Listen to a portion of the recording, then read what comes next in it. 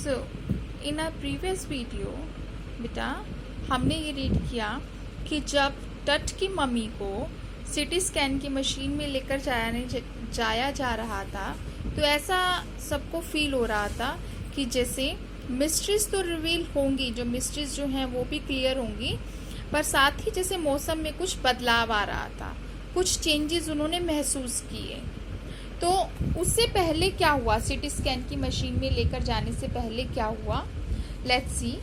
All afternoon the usual line of tourist from around the world had descended into the cramped rock-cut tomb some 26 feet underground to pay their respects.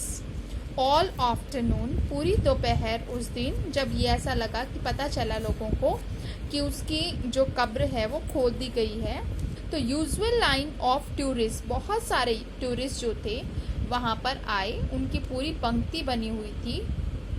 From around the world, पूरे संसार से, had descended into the cramped, और वो नीचे उतरे। Cramped यानी जो तंग रास्ता बना हुआ था, जो किसके जाने के लिए कहाँ बना हुआ था, रॉक कट टॉम, एक चट्टान को काट कर एक मकबरा बनाया गया था उसके लिए, टट की कॉफिन को रखने के लिए।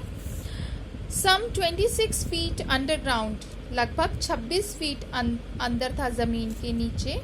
टू पे देयर रिस्पेक्ट्स, और वहाँ पर वो लोगों की पंक्तियाँ, कतारें आ रही थी, उसको अपनी सम्मान देने के लिए, अपना सम्मान उनके लिए प्रकट करने के लिए। They gazed at the murals on the walls of the burial chamber and peered at Tut's gilded face.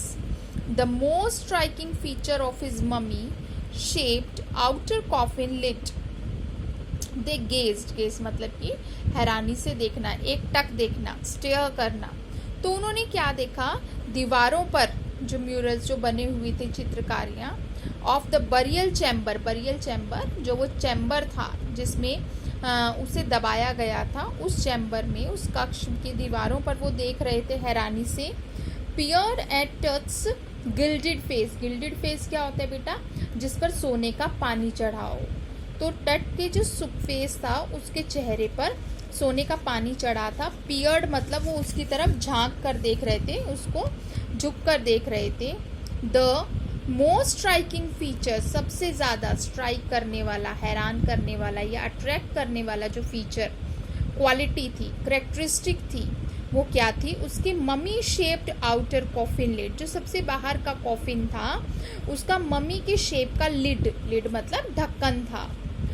Some visitors read from guide books in a whisper, कुछ विजिटर्स जो थे, गाइड बुक्स वहाँ पर रखी थी, उनको विस्पर में यानी कि बहुत धीरे धीरे कानाफूसी सी करते हुए पढ़ रहे थे। अदर्स स्टूड साइलेंटली, और दूसरे बिल्कुल चुपचाप खड़े थे।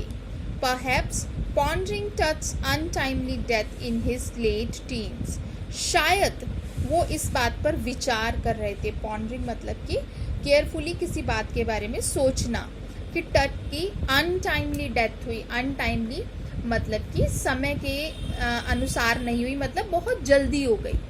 अनटाइमली डेथ हुई in his late teen, late teen, teen मैंने आपको बताई है बेटा 13 से लेके 19 तक की टीन एज होती है, तो 19 ईयर्स में उसकी डेथ हुई, तो इसलिए उसको लेट टीन बोला गया है। लेट टीन्स में उसकी डेथ हुई।